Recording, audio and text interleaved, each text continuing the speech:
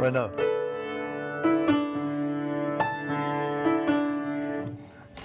I'm so mad at myself because I can hear it. Mm-hmm. It's a female, right? Mm-hmm. From the 90s? Mm-hmm. But I can't hear the song. She's from Ireland. Oh, that's the Cranberries. Yeah. Dreams. Yeah.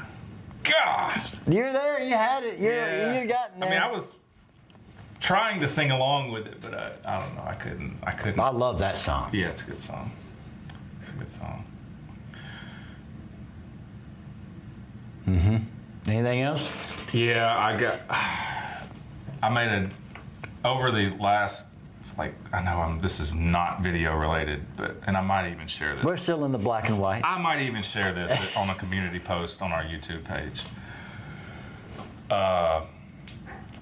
Over the last 4 or 5 years, I've accumulated and built this, what I think is really amazing 90s playlist on my Spotify.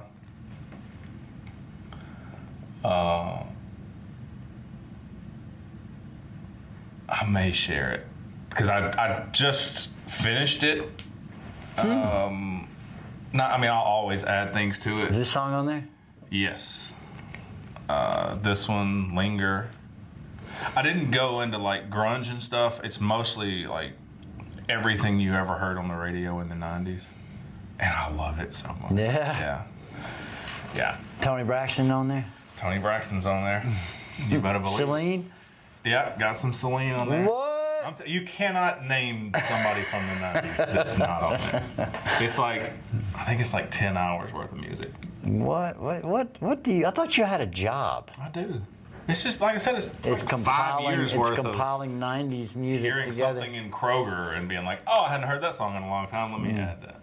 I like that. Anyways, hey everybody, welcome back to Great Measures. My name is Richard. This is Judson. Great Measures. We're going to go back to a band that we listened to a while back. I'm sorry, I was stumbling all over my words there. We listened to them a couple months ago, a band called All That Remains. They were part of the new wave of American heavy metal. This is the album that came after the one that we listened to, And Death in My Arms. That was from This Darkened Heart album. This album is called The Fall of Ideals. And the song is called Thiscalling. It's the opening track to the album. Thiscalling. Might be their most popular song if I had to. Thiscalling. Came out in 2006. I know how you hate mid 2000s music. Well, you hate that I do mid 2000s. Yeah, you gotta you listen to the 90s, but you make me listen to everything from 2002 to 2000 and the housing crisis. Everything in between 9/11 and the housing crisis, you make me listen. It was a good time for the new wave of American heavy metal. In between the Great Depression and a terrorist, some say. Oh, here we go. Attack. I'm not getting into this. All right. Thiscalling by All That Remains, the opening track to The Fall of Ideals. Proceed, Richard.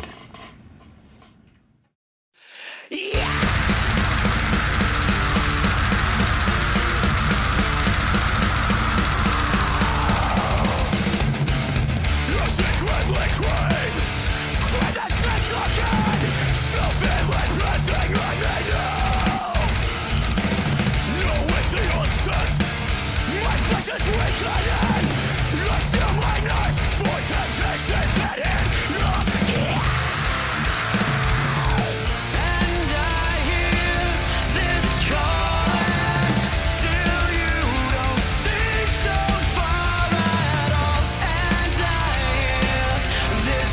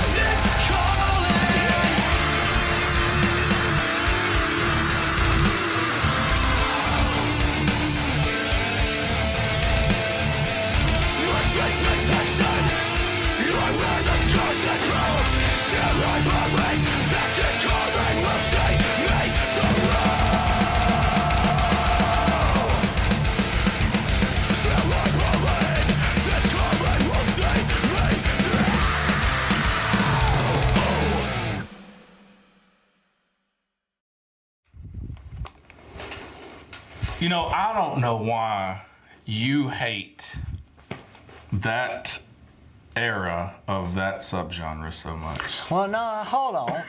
So, I don't hate it. It's there might be. Because the look on your face while that song's playing, you're just like, I can't do this. No. Well, then that's your no. So let me explain what. All right. So because you're not all the way right. I think I'm insecure about it too, though. Maybe, but because I do tell you, I do give you hell about it, and I'm sorry. It's all but I'll good. do it again and Yeah, again and again. It's okay. There's a so you know how eras of music sort of have they have their own identifying markers, you know. And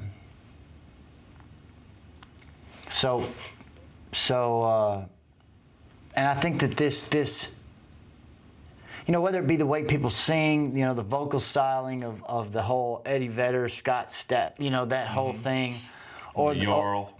Yeah, or you get into 2000 stuff and you get the scream in Linkin Park and then the singing the chorus, Incubus type stuff. Sure.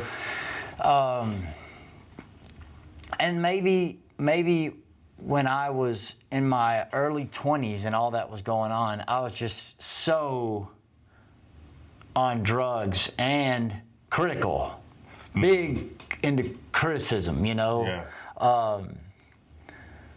As I guess that's when you are critical of everything in your life, or you're trying to figure things out. And so when I came out of a time that I thought was a golden age of music, you know, a resurgence of what I saw to be, because Speaking about the 90s. Yes, and how even the jam band scene in the 90s was really thick with a lot of stuff. And you know, there was a Bonnaroo in 2002, and if you look at I was talking to a buddy of mine about this the other day. If you look at the lineup for the Bonnaroo in 2002, it was wild. That all these bands were playing together, from Jurassic 5 to Bela Fleck to, dude, I could go on, Ween to the Widespread Panic, String Cheese, Trey from Fish was playing,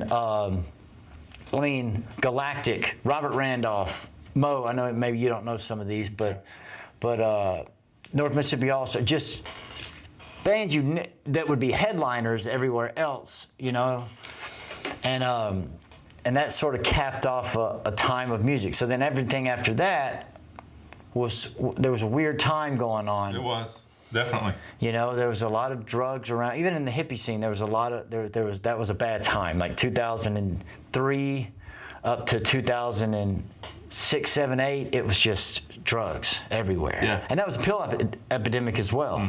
So there was this like blanket of just null and void sitting on everything. And then you had all this stuff going on in the country. So maybe that was I was sort of cynical about everything. And then that music being around sort of it just kind of got a bad rap. Yeah, sure, because you had, like you mentioned, you know, starting in the late 90s, going into the early 2000s, the Linkin Parks and some of those nu metal bands. But then that was also a huge time. You know, grunge was essentially dead, and rock music was the cookie cutter, radio friendly, some people call it butt rock, like Seether, and no offense to any of these bands, but Nickelback was massive.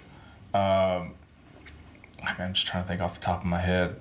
You know, there was the Saliva and those type of bands that got radio play. Because that's what rock was, and it's like you said, that everybody was just kind of fitting into that same mold of, this is what we're doing, this is the formula that sells right now, or that we're waiting on something else to happen.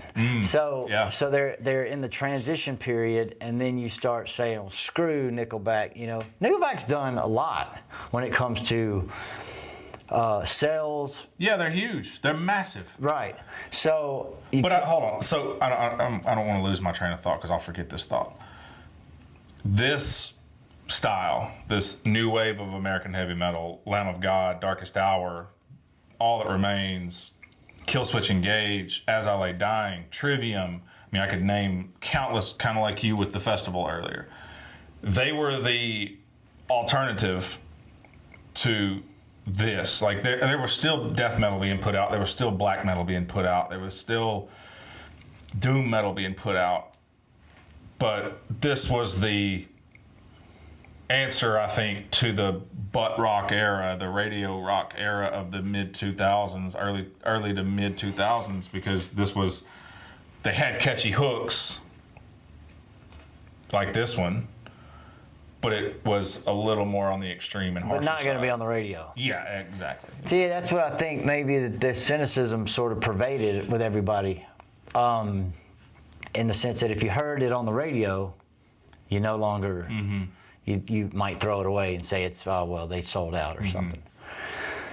And I don't think there's necessarily been a recovery from that in listening to music, in music, because everybody's still, you know, if I can find a band that nobody's ever heard of that I think's awesome, and I can kind of show it to select people, y'all don't know who these guys are, and I want to keep them for me, which is totally against the mission statement of any band. Right. They don't just want you to listen to it. They want everybody to listen to it. They want to be on the radio. They want to be played in commercials if they can. You know what I mean? I mean, the Rolling Stones had Start Me Up for the Microsoft thing back in the 90s, and it was the coolest thing. And then now you're considered sold out if you do something like that. But there's still, that means you have a greater audience. So it's weird that I don't think we've ever recovered from the cynicism of No, I mean, that's why I know we talk a lot about Metallica, but that transition from Injustice for All to the self-titled Black Album was so abrupt. It's so polarizing when you mention that the Black Album is actually a great album to certain fans, because there are certain fans who, from 83 to 88, 89, 90, Metallica was well known, but they were still small enough you could fit them in the palm of your hand. And then Enter Sandman comes out. But but that's where I don't get that. I know I'm not saying it's right, and I'm not saying it's wrong. People are more than justified by having their opinions and their feelings and their beliefs about a certain piece of art. But that is such a polarizing topic because, I mean, I even see comments on some of our Metallica videos. It's like, didn't listen to anything after the first four, or don't listen to anything after right, the first because four. Everybody knew them. Yes, because they're viewed as selling sure, out, right? And I don't understand it. If you've honed your craft in so well that now you can do it in a way that when you're young and you don't really know how to craft a song all the way, which is what you're doing. You're packaging what you think in your art for people that's still sort of uninhibited, but you also, you know, there's a lot of times where, you know, people don't want to hear things drag on and on and on and on and on, right? Or you think, well, if you just sang that 3 times, that'd be cool. You know, there are things that you do when you write songs to try to get people to listen. For instance, this song that we're talking about, we're supposed to be talking about, it starts off with him screaming, and this is the opening track to the album. Mm-hmm. Awesome. Yeah. I don't even care if I like this kind of music or not, I'm in, because you got me with that first thing. And so I do want to say it because I do, and I Go for it. can't believe I'm gonna do this. Say it.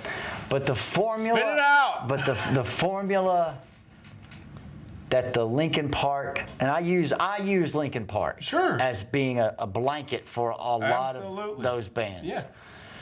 That fair. have the harsh vocals and then the singing part, and then, all right. So if I look at just the formula, the band had it going on. They had turntables, they had all kinds of different instruments, all kinds of different stuff. For me, I think more the Linkin Park thing is the lyrical, is the way they did the lyrics stuff, which I know you're appealing to younger people, and at that time I was a little older than the teenage thing.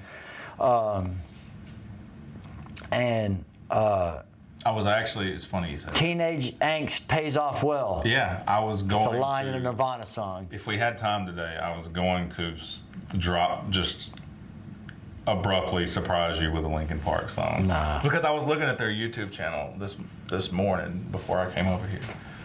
I mean, the views. Yeah, they're huge. Like I think we did, one of our first videos we ever did was Numb.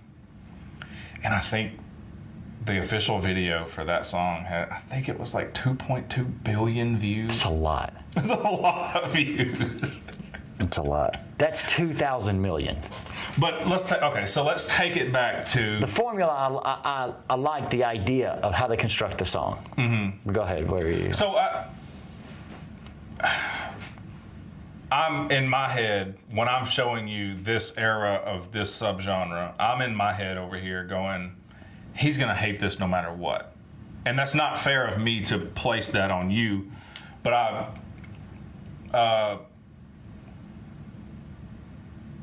I do feel like you have a little bit of a negative vibe about it from the jump when I play one of these songs, but you don't voice that and you don't say that out loud. So that's I'm not saying you're fabricating what you're saying or anything. Better not. Yeah, but is it because, or is, I guess, do you go into, when I say this song was a part of the new wave of American heavy metal and it's from 2004 or 2005, do you have this thought or this energy come over your head where you're like, you're thinking about that 2000s era of music as a whole and going, that era sucked? So, to go back to what I said before, every era sort of has its feel to it. It has its clothes that you put on that you're familiar with, that you put on during that time, right? And I told you I got it, bro. Oh, my bad. So when I know that this is the era of music, because we're just listening to this once and trying to talk about it, that's a good thing, because now I don't have to necessarily go into, well, the harsh vocals and then the clean singing on the chorus, because that's coming.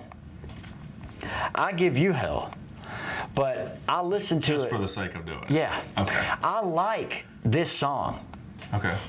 The only parts that I don't like, I didn't like the double, I felt like the double bass drum in the chorus. Because at first it's really speedy in the beginning of it, and then he kind of. I am not going to stand for you disparaging Shannon Lucas. No, I'm not. I'm sure he's great, a wonderful person. Longtime Black Dahlia Murder drummer. But and then like he steps it down. I don't. That's my least favorite part of the song. And yeah, and it just sort of got in my way. But no. The fact that the fast double bass tempo is over him singing melodically, it's just never made any sense. Yeah, I love funny. that song. I love that album. I love that band. That era of that band. Now we can talk about the current era, and I would probably get ripped to pieces. But different for my years. Opinions, but now, different years during that time did different things. So no, to answer your question, no, I don't initially listen to it, because I don't even remember at some point which bands. I know Lamb of God, releasing stuff during that time. I know, but some of these bands have such longevity to them. I think it's also, you mentioned formative years for you being the grunge era and that 90s era of music. And it was a major part for me too, but you're significantly older than I am. Many more years of experience. So, by the time this stuff is coming out, I'm 17, 18, 19 years old. Mm-hmm. This one, I was 19, 20-ish when this one came out. I'm sort of a late bloomer, I guess you'd say, with metal. I mean, I guess I started listening to metal. Not like me. Right, but I think I started listening to metal when I was like 11, 12. Really got into it around 14, 15. But I didn't get into the more extreme stuff until I was, legally an adult. But legally an adult. I mean, does that really matter? You're not legally an adult. I'm not mentally an adult, Right. that's for sure. But what I'm saying is, like, that early 20s, kind of like what you were saying, when you're in your 20s, you've got this. Not everybody, but I'll speak for myself. I had a rebellious approach to life. And I still do. Me too. But I was more vocal style of and music critical. I was attracted to it because it was rebellious to listen to it, because it was, especially here in the South, like, it's either country or rap or whatever's on the radio. Or you're just an out-and-out ass cynic. That sucks. You know what I mean? Yeah, Either you listen to those two things, or you're looked at as a, back then I would say stuff like, that sucks. I don't like that. Mm-hmm. Whereas now, I won't just out-and-out say that. I will just say, you know what? Not a fan of that. Or I'm not a fan of this, like the double bass drum. Yeah. I mean, in this song in particular, I like how they do two things. They go.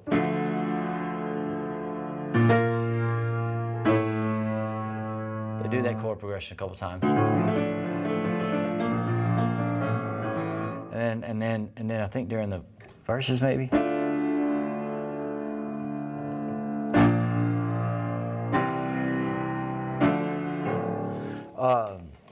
I thought the guitar solos were really cool. Yeah, he's R.I.P., but he's one of my favorite guitarists. I liked how this era. song did. I didn't mind this song, and I really do enjoy the idea of harsh vocals and then singing melodically in the chorus. Okay. What's one of the last videos that we did that had that going on, where it was pretty awesome? And we talked. No. Since then. Yeah. It's a time before that. Anyway, I'll remember it. But the idea of it is cool. Whether or not I can get the remembrance of the time period out of my head enough, you know, because that when a formula ends up taking over so many bands, it tends to be a little bit. I wonder why that is. You know, So what I don't like that. Right. So Why you what gotta I might adhere? start doing is on certain eras and certain subgenres, I'll just tell you the band name and the song, and not really give you time period. Well, it doesn't affect how I listen to it. It really doesn't. Okay. It doesn't. I do not think to If you myself. say so. I promise it doesn't. I don't. Whenever I hear those numbers, I just give you hell. Yeah. My mind then doesn't go to gear itself and say, okay, well, this is because I did not listen to. That's kind of the thing. I was so elitist in my thinking that I had the things that I listened to. I thought they were good. I searched out things that nobody else knew at festivals that were people that were, you know, unknown, and that was my focus. Yeah. To try to just do that. And so I didn't pay attention to a lot, and the formula became representative of all of that music. So That's why I listen to what this is. That's why I listen to this. but then I hear Because I was different seeking out stuff that nobody else was listening to. right, and I hear different takes on the formula, and I can dig it. Like that, I like this song. I like the lyrical content, even though I'm not all the way sure what it is. I think maybe it's just talking about being called by something and sticking to an ideal, sort of through the fire, through the scars, through all that stuff that he says, sort of. Regardless, Pretty much this whole album. is it Yeah, just regardless, basically pushing through. Yeah, I liked how the song ended. I liked how the parts went. You know, how they jumped from. There was no lagging. I wasn't bored at any part in the song. I was thrown off just by that, Sure. and Like I it said, just that's my least favorite part of the song. yeah, and it just didn't seem to go It doesn't. well. And you know, you take chances, you make those decisions. I'm sure somebody loves that part, but that's my only criticism with the double bass. All thing. that to say, I love Shannon Lucas as a drummer. Yeah. One of my favorite drummers of all time. Yeah, yeah. I liked the last All That Remains song that we did. Yeah. Yeah. I think I like this band. Death in My Arms. Okay. But yeah, the formulaic thing is tough, and that's a conversation that could go on forever. And that's the thing that's wrong with music now. Is that it's more screw what you want to do in the music, make it work within this formula, because that's what everybody's listening to. So then you get outside of the fact that's why I don't like Spotify playlist. Meaning when Spotify makes it for you. Dude. They're telling you You and I have talked about this, and I don't know if anybody. This is not a shot at Spotify. This is more of a shot at the music industry itself. You and I have started talking about, and I'm just kind of letting everybody else know. We've discussed incorporating newer releases into our videos, especially bands that might be unknown or on the lesser known side. And Spotify has, again, no shot at Spotify at all. It's more of a take on the music industry itself, but the all new metal Spotify playlist that's updated weekly, maybe bi-weekly.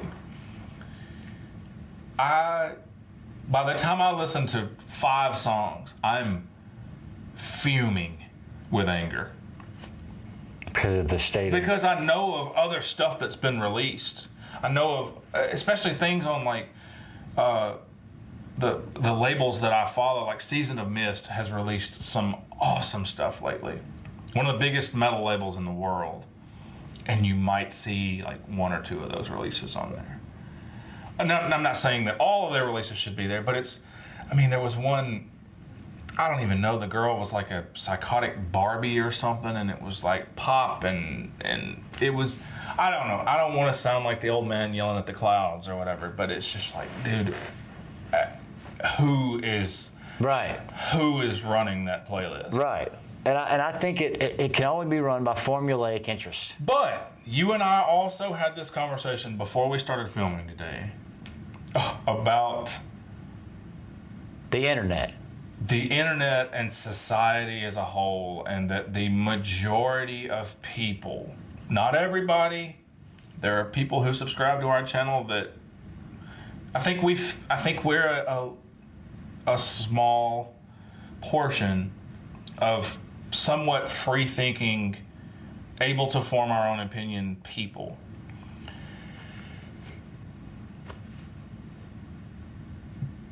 But the majority of people are just going to take what's being fed to them. Mm-hmm. And I think it's a Takes less effort that way. yeah, and there's no effort in seeking something out or searching for something new. It's, oh, this is the all new metal playlist. These are the hottest tracks in the metal world, and it's like half of them aren't even metal. You know, I'm not even talking on the extreme metal list. There's some of them that they could have been released in 2004 and played on the radio, and they would fit perfectly. All that to say, I think that's more of an indication of some of the just flat out idiocy of Lazy. I think it's lazy. the vast. I don't want to go searching majority for of the this public. music. Yeah, I don't want to go searching for the music. I want somebody to tell me what's Yeah. good, and then I'll say, okay. You know. And I understand also this is not for everybody. But if you call yourself a fan of heavy metal, I don't know how you can listen to that all new metal playlist on Spotify. Again, I love Spotify. I'm gonna probably drop my 90s playlist on our community page. But I don't know how you can listen to that and just go, wow, metal's in great shape. They did a great job, right? Yeah, they absolutely hit a home run with this one. Well, and they may be doing you a favor in that sense, giving you the direction not to I feel go. like that was so negative of me to say. But No. I think it's going to be heard properly. I mean, there is a formula. There's a formula that you have to adhere to. I mean, Spotify is not going out and they're not sending representatives out to obscure parts of Germany and Poland and Omaha and Nebraska and searching for the bands and saying, hey, Spotify check this out. They're a Scandinavian company. Well, they may be a Scandinavian company. I know what you're saying. It's electronic. It's something that is. People don't want to do the work, so you develop a code that looks for these parameters Sure, yeah. within what this is, and then these are the bands that sort of come to them. They compile the list and they say these are what's new right now. Yeah. They've been around for this small length of time. They adhere to this I'm formula. sure it's probably label driven. I'm sure if you pay for this, they'll listen to If you. you want my head to explode, and we may have a video made coming up about this. I don't know. It depends on the verdict of this appeal that I sent in on a copyright claim. Oh. But all right. I don't want to drop any names, but Oh yeah. I'm ready to go to war with. I don't know if it's YouTube or the label, but We'll leave that alone. I'm for ready right to. now. We'll leave that alone. I'm ready to Mel Gibson it all the way through Scotland. I get it. I get the movie reference. All right, my blood pressure's up now. All that remains. I like them. I like sorry, this. that's No, it's okay. No, quit. This song is representative of, for me, something that I can hear in this era and put over in the other category of don't be formulaic about your thinking, because I could say the same thing about myself during this era of music. I'm lazy in ascribing to all these bands a certain formula that I just give you hell for. And I'm going to continue to do that. You're just an asshole. Right, but I don't hear it with I'm not closed-minded to it. And I can dig All That Remains. I like them, and I see the formulaic thing in there, but I think that's something that just happens organically within music in certain genres. If you're friends with other bands, and that's a cool camaraderie that goes on in an era or a geographic era, I guess you could say. In Seattle in the 90s, those bands, you could find a lot of the same markers in their music. So, and I'm aware of that. I keep that in mind. and I get proved wrong when I listen to a band like this. So I guess that's the point. That's there. You can wrap it up in your. So no, I don't let those things affect me. But the formulaic thing is there in different ways. Adhering to a formula can be dangerous for your creative, prowess. Whereas understanding a formula has to be in place in order for things to be understood on some level, right? You say we want to be exciting in this way. We're going to change into the chorus in this way. This is how we're going to try to structure a lot of our stuff to get an identity. There's formula and identity, and then there's formula in death. If you go too far into and the formula becomes you, I guess you could say. Yeah. Other than that, thanks for watching, everybody. We are Great Measures. My name is Richard. This is Judson. Great Measures. That was Thiscalling by All That Remains. Have a wonderful day, everybody.